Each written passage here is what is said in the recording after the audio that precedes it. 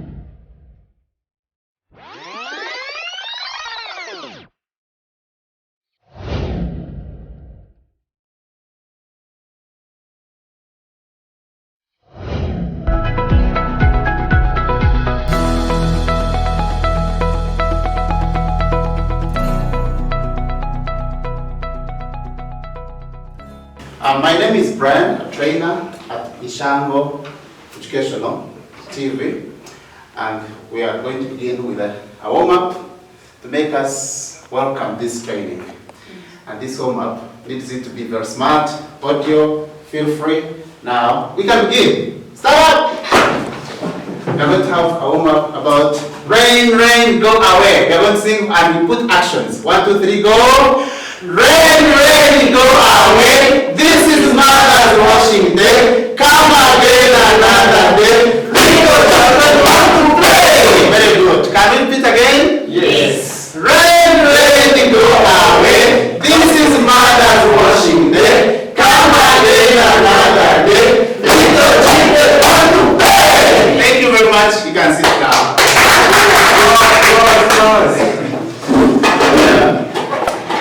Are you happy about the warm-up? Yes. I'm very happy.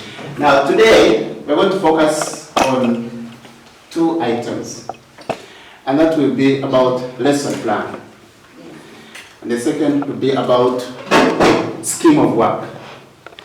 As you well know, that a lesson plan has many components, and those components are all detailed here, and we are going to go through them.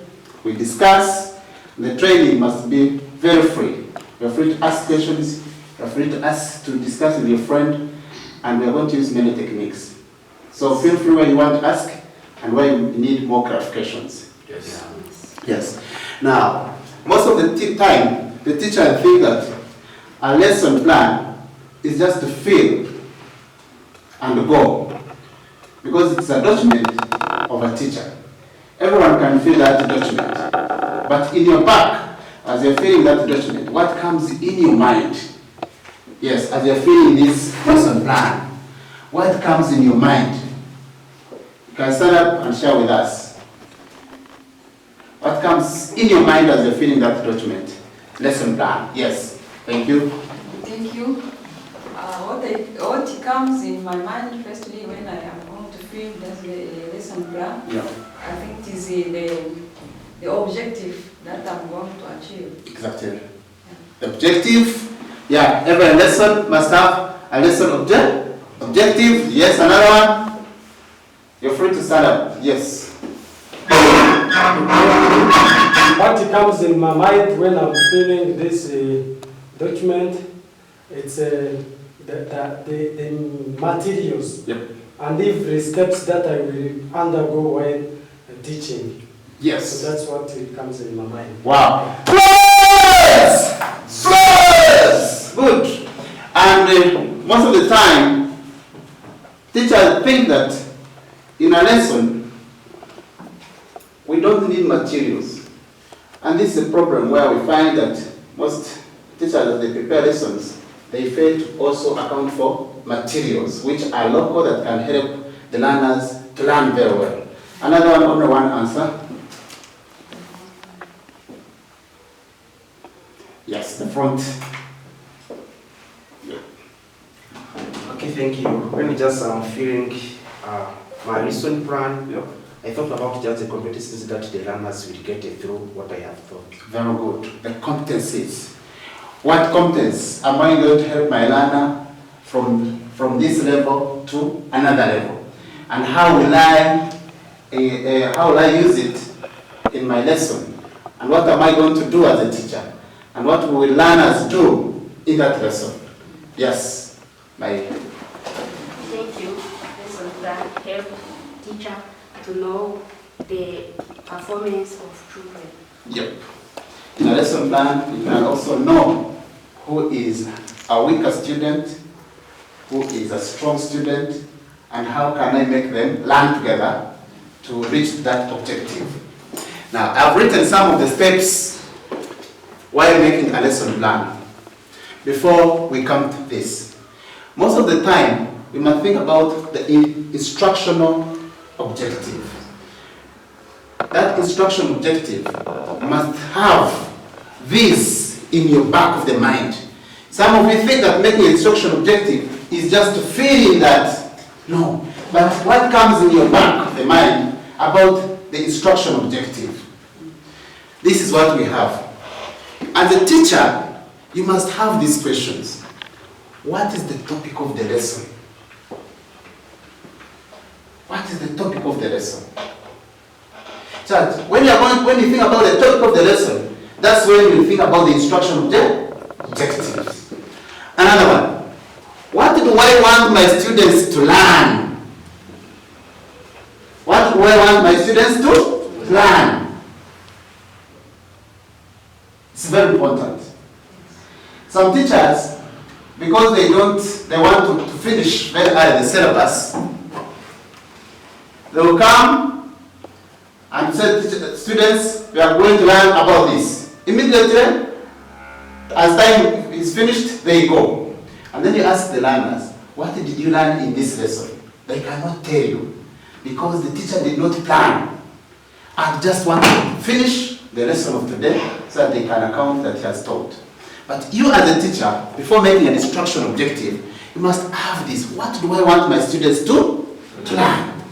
Number 3, what do I want them to understand? In that lesson, what do I want them to understand? And how will I make them understand? That's why I told you that to make this lesson plan, it's very easy. Everyone can make it, can just write. But what is in your back of the mind before you fill in this format? And lastly, on this, what do I want them to do by the end of the lesson or during the lesson? What will I want them to do during the lesson? And what will I want them to do after the lesson? That is what we call evidence of learning. That is what we call competence-based curriculum. Combination of knowledge, skills, competencies, all combined to accomplish a certain task successfully. Now, that is step number 1, choosing an instruction objective. Number 2, developing the introduction. How do we develop our introduction in the lesson plan or in the lesson we are going to teach? These are some of the questions the teachers must have in the mind when they are going to have lesson introduction. Most teachers think that introduction must go with a song, must go with greeting learners, must go with roll call. But how is greeting learners going to help in the lesson topic? How is the roll call going to help in the lesson topic? And how relevant is the warm-up to the topic you are going to teach? So that's how we must have these questions before making a lesson introduction. How will I check whether students know anything about the topic? How will I check whether students know about the topic? Give an example. You are going to teach about plants in primary. The topic is about plants. But how will I check whether students know about plants? These will be the teacher's creativity and innovation in the lesson. Teaching techniques, teaching methodologies, learning materials that are very so resourceful. Another one, what are some common ideas about this topic that students might have? What are some common ideas about this topic that students might have? Like in CPC, we know that much as we are going to have learners, they themselves have something to say. They are not tabula rasa. They are not empty tins. They also have some knowledge. So what relevant knowledge, what relevant idea will these learners have so that these, as they contribute in this lesson, to help me to facilitate them, to role model them, and to encourage them where they have stopped? Another question, what will I do to introduce the topic? Now, as you reach on that, what will I do to introduce the topic? That's the question that most teachers is very challenging. Now, you individually think of how you can introduce a topic. Think of a topic in ECD, in nursery. Think a topic in your class where you teach either P2 or P3 or senior 1 or senior 2. Think of a topic and think on how you can introduce a topic. Right now, you have only 1 minute. Yes. Thank you. Me, I can use song. Yeah. My topic is my family. I can use song. Yes. About what? Can you tell us? About my family. Can you sing it for us? Father can dance, mother can dance, sister can dance, brother can dance, family can dance. Wow. Give a applause! Flowers! Good. Another one. You shall use the song to introduce a topic about family. Yes. Yeah, my topic is just about plants. I entered the class with a branch of a tree. Yeah. By waving it, then you just start dancing. Yep. Yeah. Thank you. Wow. He's going to use a plant. Waving the plant, everyone will dance like a plant. Yeah, we're going to give him Imbuto Indabyo. Imbuto Indabyo goes Imbuto Indabyo. All of us, Imbuto Indabyo. Very good. Yes, another one. Thank you. I'm introducing my lesson. For instance, I'm going to teach like a probability. Yep. I used to throw the balls before starting, so that the student can be looking how well the ball are thrown. Exactly. In teaching probability, we use stones as you throw them in space. Then the students will look at the probability of how the stones will be thrown. And we are going to give him a fish, and the fish goes like this. 1, 2, 3, go! Good. Thank you. Doctor. Thank you. Me too, I can introduce my introduction by using different types of food.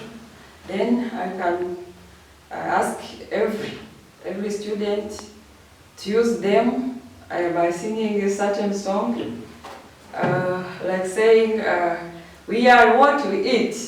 We are what we eat. So, like that. Wow. Thank you. I'm going to give her factorial 3. 1, 2, 3, go. Very good. We are going to eat. We are what we eat. We are what we eat. You see, such introduction put the learners in the mood. They start sensing in relation to what the topic is all about. Good. Step number 3 is plan the learning activities. Now, in plan the learning activities, that's where lesson development. Now, as we are looking for the activities to put in the real lesson, these are some of the questions that should be at the back of your mind as a teacher. Number 1, I told you earlier that it is easier for anyone to fill the format of a lesson plan. But when it comes to delivering, it becomes very hard. That's why as a teacher you must plan. What will I do to explain the topic? Now that is the learning activities. What will I do as a teacher to explain the topic?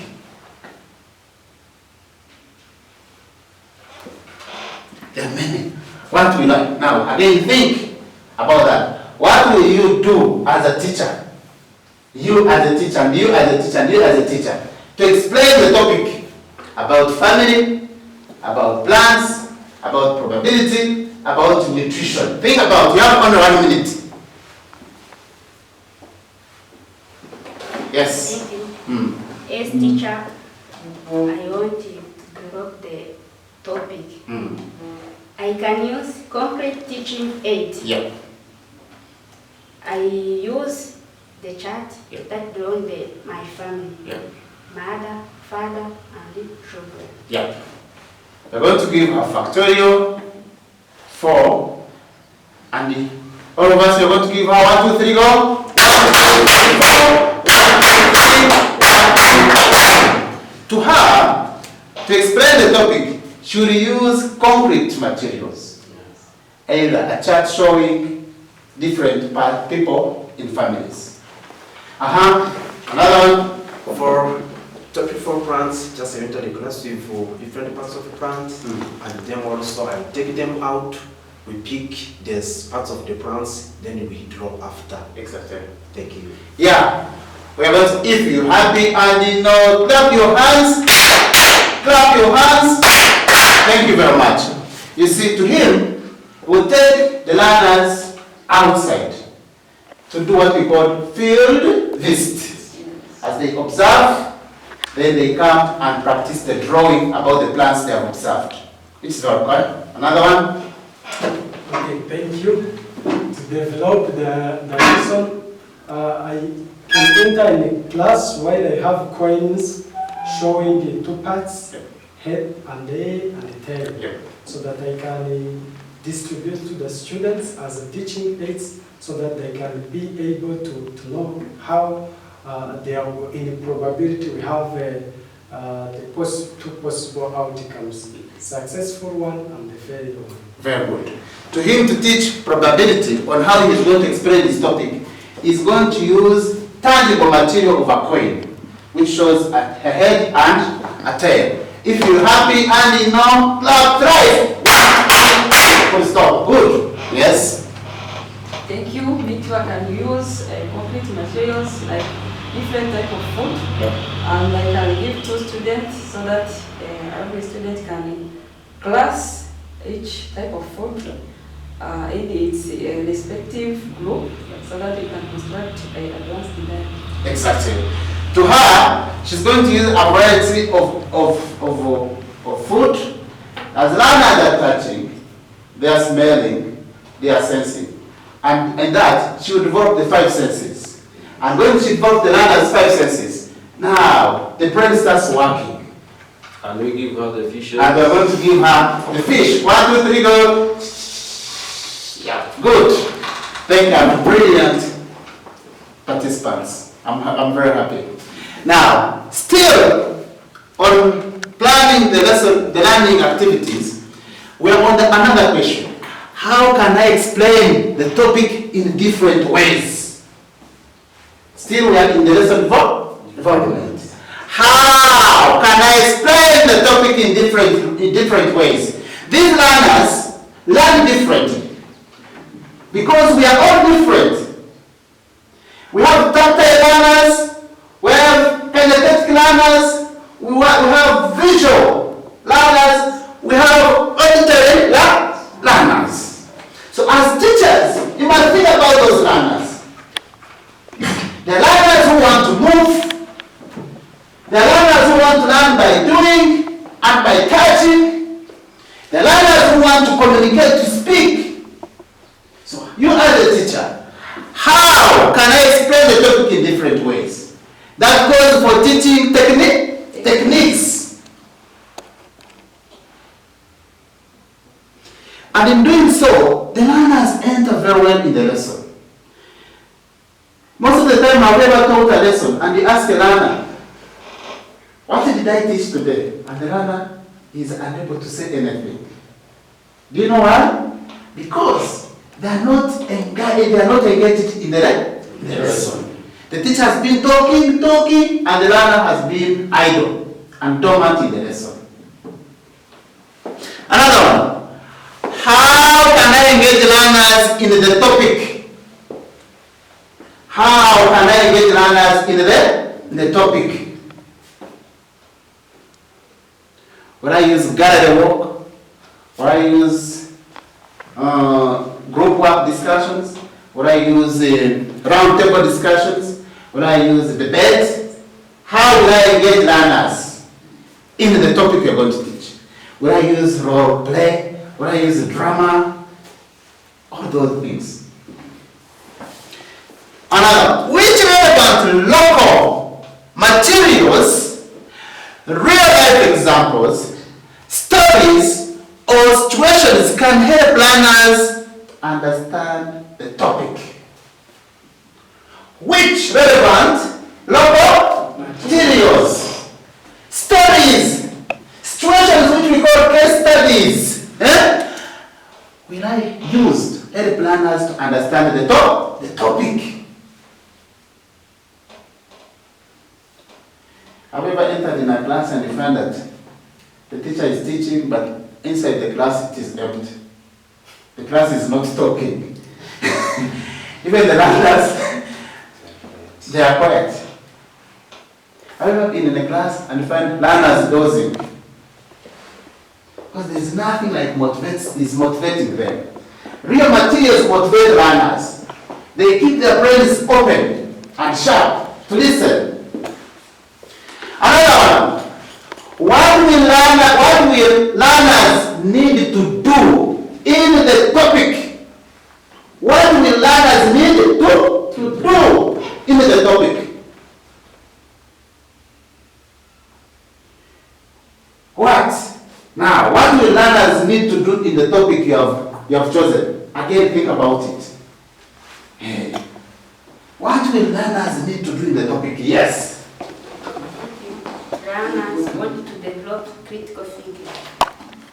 What will learners need to do in the topic? Hey, what the actions that the learners will be doing in the topic? Yes. The learners will in the topics. Learners will be discussing. Very good. Learners will be discussing. Another one? Yes. Thank you. Learners will be manipulate. Very good. Learners will be manipulating. Yeah, they will manipulate using the materials. Yes. They will also exchange news that they have about the plants. They will also present what they have learned. Yes, Domna? Also, they are going to exchange ideas between them through discussing, and then to get together a common decision according to what they have discussed. Learners will exchange opinions. Yes. And then they agree to a common idea. Wow, yes. Also, learners will be asking questions where they will be finding it difficult. Very good. Learners will ask the teacher questions. Learners will ask fellow learners questions. Some teachers teach and they fail to create that time where learners ask them questions. Most of the time it is the teacher asking questions, which is wrong. You must, as a teacher, create room for learners to ask you questions.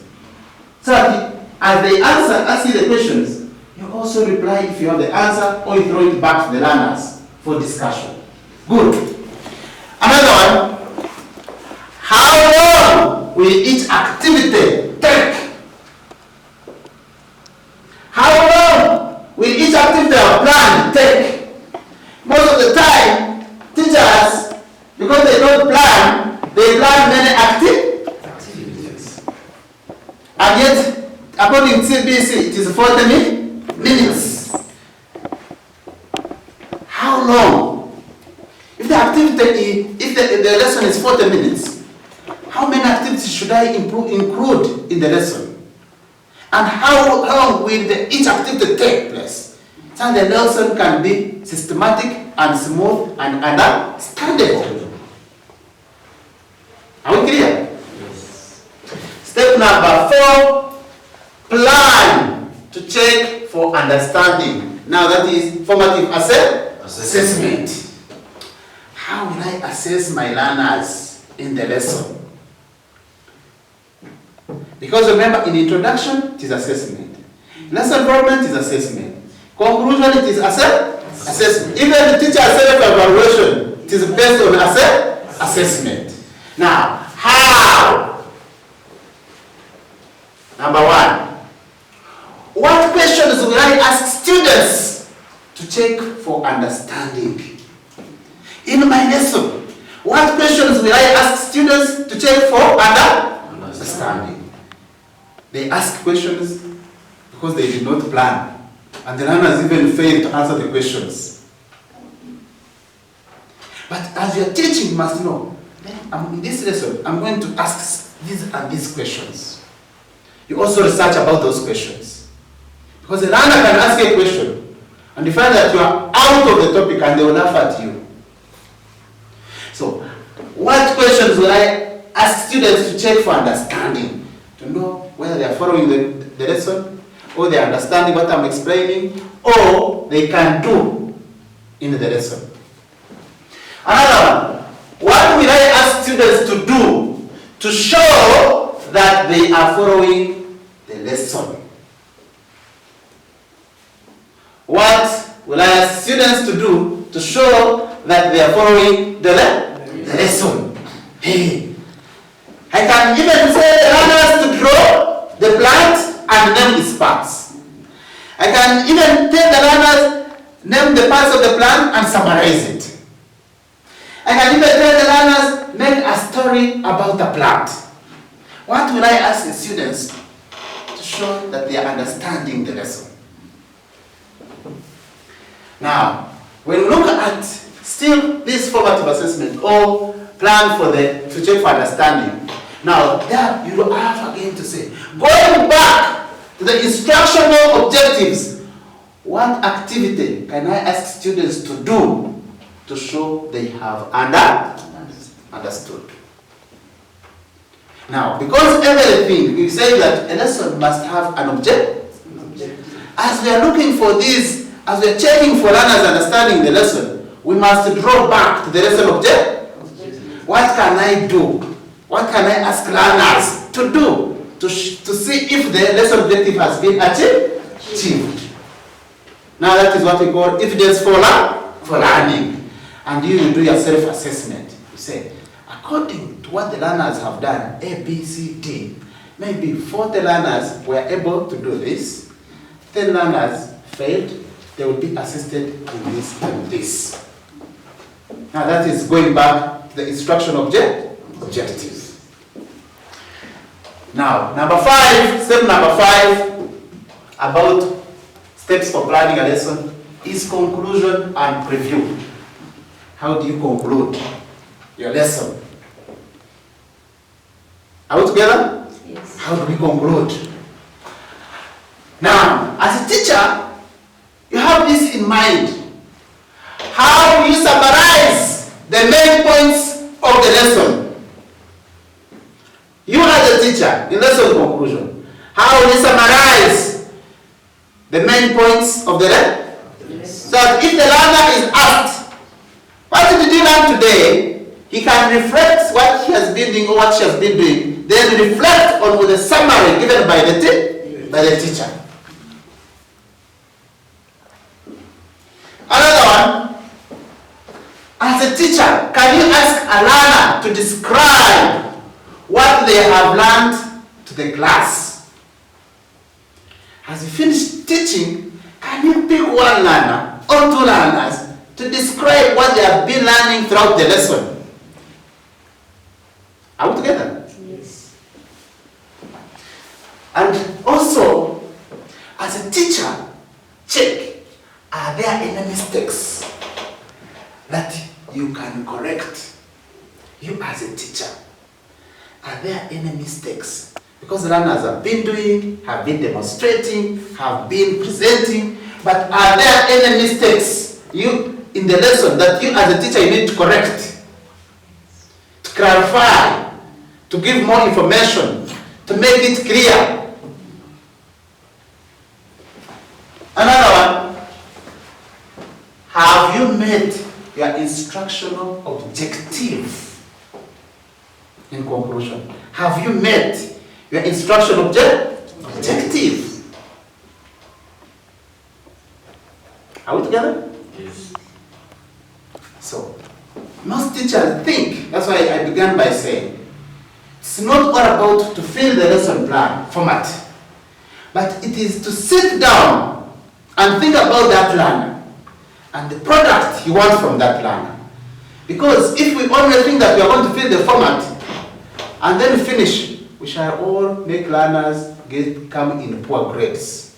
But if we make our lesson to be our own, and we also make it the learner's responsibility, then the grades improve. The competencies which we talked about will be also thought about as you are planning the lesson. And the learners will enjoy your lesson. Are we together? Yes. Any question about this?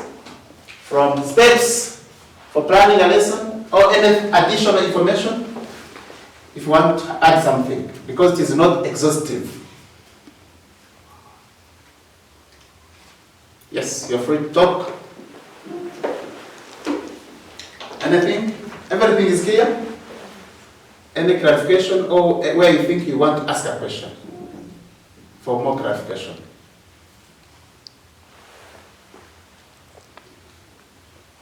Yes. Thank you. The question that I have, Yeah. it is how can we form an instructional objective? Very good. Are there steps that we can follow? Yeah. So if they are, Yeah. so you can let us know. Very good. That's a very good question. And in everything we said, a lesson must have an instructional objective. Yes. Another question? I think the answer will be given. Yeah. Because you're too cold, you're going to stand up. I'm seeing you're going to stand up.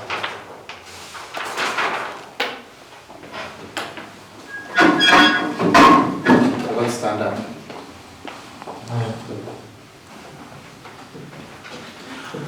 And as you're standing up, you're going to make spots this time. Yeah. I want to begin like this.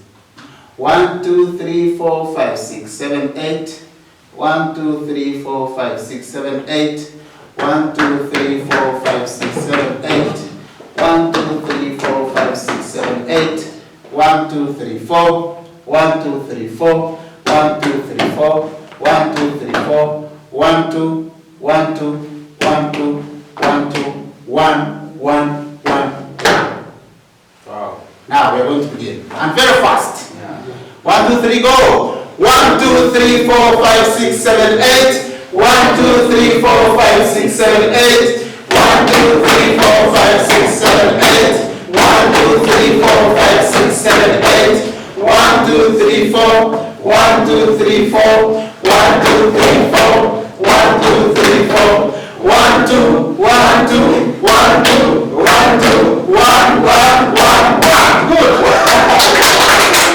Then you can sit. Yes. After looking at the general information about what a teacher must do before entering class or before going to plan a lesson and what should be at the back of that teacher, now we can look at the components of the lesson plan. These components, like he said about instruction objective, we're going to look first at those instruction objectives. Then after that, when it comes to filling in how we fill the lesson plan, we know how to do it. But you'll find that in the instruction objectives, most like the question you asked, the components of our instruction objectives, most of the teachers lack this knowledge. And this, the instruction objective must have 5 components. And those are the 5 components listed there. Number 1, condition. Condition. Number 2, who. Who are the learners? Because some teachers may give high volume of content without considering the learners they are teaching. They put a lot of activities which are beyond the knowledge of the learners. So number 2 is who. Who are my audience? Who are my learners that I'm going to give this? Who are my learners that I'm going to ask questions about this volume? Number 3 is behavior, action, and competence. Behavior. In which format? Behavior we don't mean by personality. What the learners are going to be doing. They will be using mind map, discussions, That's the behavior. Question and answer. They're going for techniques. Action. They are looking at those action verbs according to Bloom's taxonomy. And they are there. According to low order, medium order, and higher order thinking. They are here. That's action. We are still on instructional objective. And we are on behavior, stroke action, stroke competence. In low order, we have defined, name, list, identify, label, match, outline, etc. In medium order, we have explain, describe, examine, classify, express, summarize, compute, relate, show, solve, and use, etc. In higher order, we have compare and contrast, analyze, illustrate, differentiate, compose, construct, design, formulate, evaluate, justify, interpret, etc. So these verbs, these behaviors are the ones that produce the competencies of the learners. And the learner justifies, he will think, and the competence will be critical thinking. There is communication, and communication competence will be achieved. And the learner is summarizing. He will think, he will research, he will read, and that competence will be research and problem solving. Or there will be creativity because the learner will know how to summarize his or her own notes. So those are the competencies about behavior, action, and competence. Component number 4 is content. Content. What is the content? What is the topic? What is the topic? Is the content. And lastly, on the components of instruction objective is standard of performance. And the way we have listed them, that's how the order must be.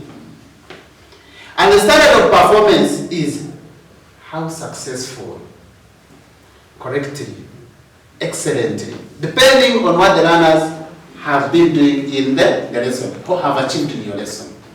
For example, I gave an example. If I'm going to teach about deforestation, now this is an example of instruction objective. I gave 2. Using a case study about deforestation, using a case study is a condition. Learners in pairs, is who will be able to summarize. Summarize is action and causes. The causes and effects of deforestation. That is called content. Correctly. Correctly is the standard of performance. Most teachers say, by the end of the lesson, that is wrong because we don't teach to evaluate or to assess at the end of the lesson. But we teach as learners are doing, we are assessing. Because we want to check for the progress of the learners during the lesson. I'll give you another example. Using a map of Rwanda showing provinces. That is what? Condition. Very good. Learners in round table discussion. Learners in round table discussion is what? Who? And the behavior is round table discussion. Learners in round table discussion will be able to describe. That's the action. The location of each province of Rwanda is what? Content. Then success. That is standard of performance. So, using a map of Rwanda showing provinces learners in roundtable discussion will be able to describe the location of each province of Rwanda successfully. I think I've answered your question. Yes. So that is how we formulate instruction objectives. They must be 5 and they must follow each other. Now, as we finish the instruction objectives, one of the components of the lesson plan, we have types of special educational needs to be catered for this lesson and number of learners in each category. Because in our classes, we have learners with different learning challenges, and those are called special education needs. And most teachers think that the special education need means learners with physical impairments, which is wrong. That's why I had to categorize them. Chat, you know yourself, even me myself, I have a special need. Even the CEO of Ishango Education Tv has a special need. All of us as teachers. So, I categorize them in 5 categories. Number 1, learners with functional difficulties. Under learners with functional difficulties, we have A up to F. Number 1, physical and motor challenge. Learners who are physically challenged. Learners who find difficulties in movement. Learners whom you see maybe the left hand or the right leg is paralyzed or is impaired. We have intellectual challenges, which is mental. Finally, you are teaching the learner, but mentally is not upright, and they are there. We have visual difficulties. Learners who are totally blind, learners who are short-sighted, and learners who are long-sighted. So as a teacher, you are planning the lesson, you must think all about that. Who are learners with these challenges? And how am I going to engage them in the lesson?